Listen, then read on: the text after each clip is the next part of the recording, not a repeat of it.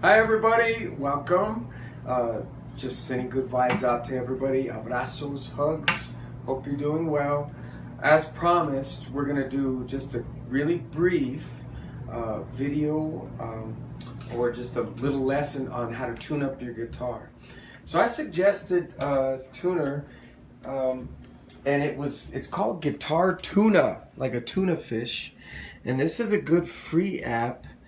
There are some drawbacks, and that is if your guitar's way off south of where it needs to be, sometimes it has trouble finding the note unless you get the pro version.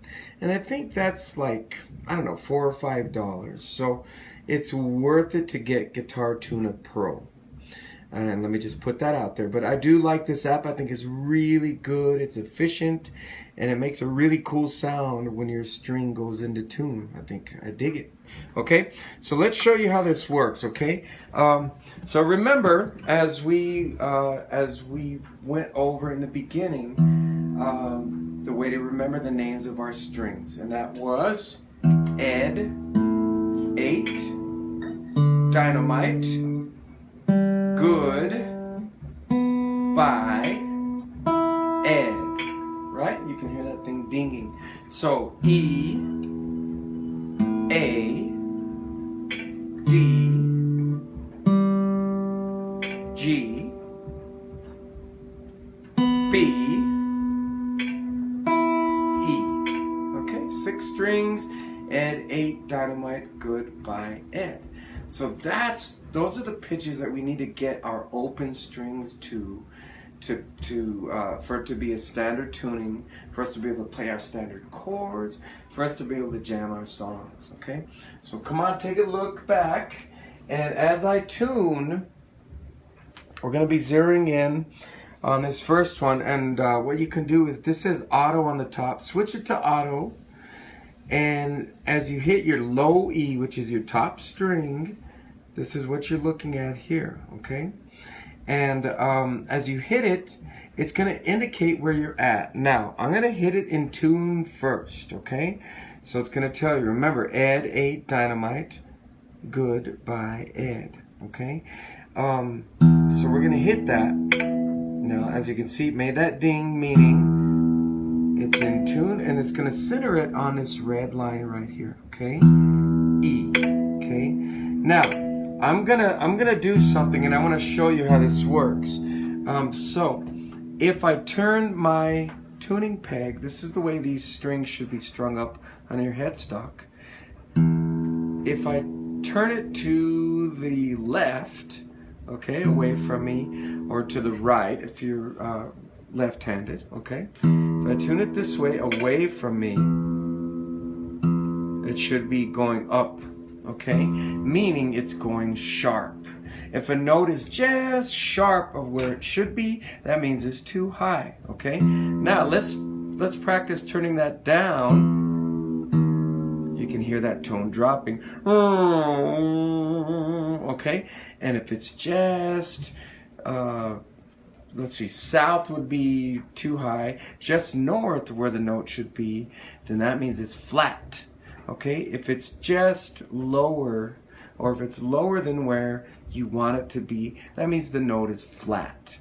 Flat is lower, sharp is higher. Okay, so let's do this. I went down flat. Okay, now I want you to see what happens here.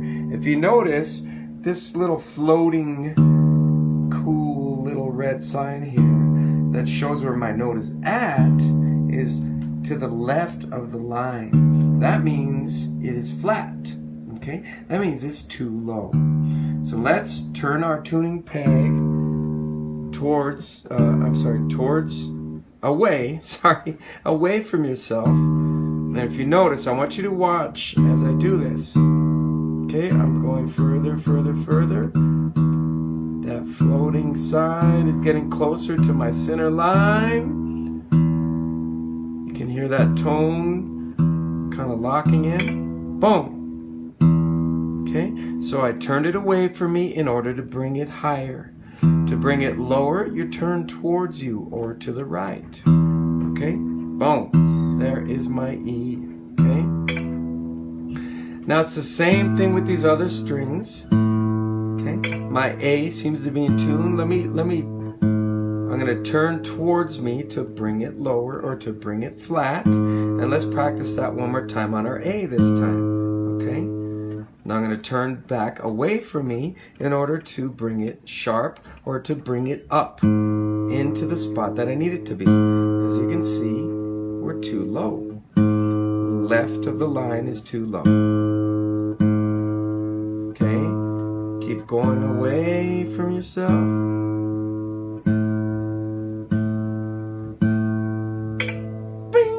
Okay, that's our A. Now, we're going to practice something different this time. I'm going to turn it a little too high, okay? Because I have my guitar in tune, but I want to practice as if the guitar was not in tune. And let's pretend that our Ed 8 dynamite string, our D string, okay? Let's pretend that it was, let's pretend it's sharp. Meaning, let's pretend that it's too high, okay?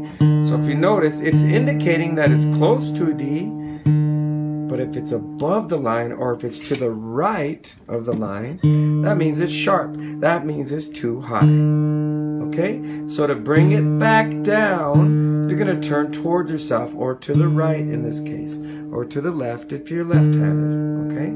Towards you.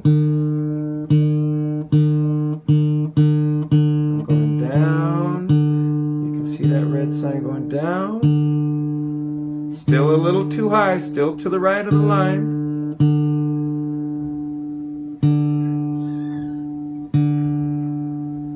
There's my D, okay? Let's go back up to the E, and I'm just going to tune all the way down. Got our E, it is in tune. Go down to our 8th string or our A, right on the line, makes my ding, it's in tune. Let's go to our D. It is in tune. Okay, now let's come down to our G. Okay, that one's in tune. Our B looks like it's a little flat. It's a little left of the line. So we're going out that way to the left, turning it. Boom, we've got our B in tune. Let's go down to our E. It's in tune, okay? So, to sum it up, these tuning apps are great, okay? And what they're doing is they're just going over our Ed 8 Dynamite Good by Ed. And there are a lot of different apps online that you can use, but it's all the same principle. We're looking at our open strings, E, A, D, G, B, E, okay?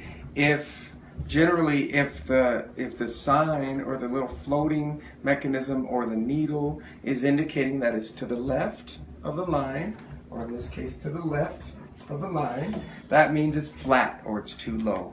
Therefore, you need to bring it up, okay? And that means going away from yourself, okay? If it's indicating that it's to the right of the line, then that means it's sharp or it's too high, and you're going to need to bring it towards you in order to bring it back into place. And there it is. Boom. Okay?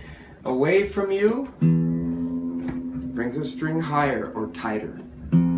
Towards you brings a string down or down or more towards the area you need to be. That means it was sharp. You got to bring it down in order to put it into the place it needs to be. Ed 8 Dynamite Good by Ed. Okay? All right. Last thing before we go. Okay. So on Monday, so I'm actually tomorrow, I won't be able to put a lesson out there. I'm going to go and help a buddy with some construction work. So what we're doing is we're doing Three Little Birds actually on Friday, right? Monday, okay. So I want to check on this here, and the way this goes is we're using our A chord. So this is the first chord we learned, right? And what we're doing is an offbeat. So for every rhythm, let's just talk about 4/4, which is common time, okay? 1, 2, 3, 4, 2, 2, 3, 4, 3, 2, 3, Okay, you can clap it out. 1, 2, 3, 4, 2, 2, 3, 4, 3, 2, 3, 4, 4. Now, in between each of those beats is what's called an offbeat. So the way that's counted is 1 and 2 and 3 and 4. So the and, okay? 1 and 2 and 3 and 4 and, okay? Reggae is really cool. It's played on the ands, okay? It takes time to kind of master that, and it's going to take some work, but I'm going to help you with it, okay? So the way that works is, if we've got our A chord, okay, we're not hitting on the 1, we're hitting on the and. So we're going like this: 1 and 2 and 3 and 4 and 1 and 2, 3 and 4 and 1 and 2 and 3 and 4 and 1 and 2 and 3 and 4. Don't worry about a thing. Okay? So mainly what I want you to do over the weekend is to practice your 4/4 time, common time, 1, 2, 3, 4. But in between each of those rhythms, I want you to give it an and. Just count out loud. Say it out loud. That's the key to playing good music, is being able to count and is locking into that rhythm. 1 and 2 and 3 and 4 and 1 and 2 and 3 and 4 and 1 and 2 and 3 and 4 and 1. Okay? Reggae is played on the and, ladies and gentlemen. Okay? It's called one drop. There are different types of rhythms that we're going to learn with reggae music, which is such a cool style. Reggae music also links to cumbia music, Latino music, and West African rhythms. We're going to be talking about how those rhythms come from amazing traditions. Okay? So we're thinking about the and. 1 and 2 and 3 and 4 and. Okay? All right. I will see everyone Monday. Take care. Abrazos.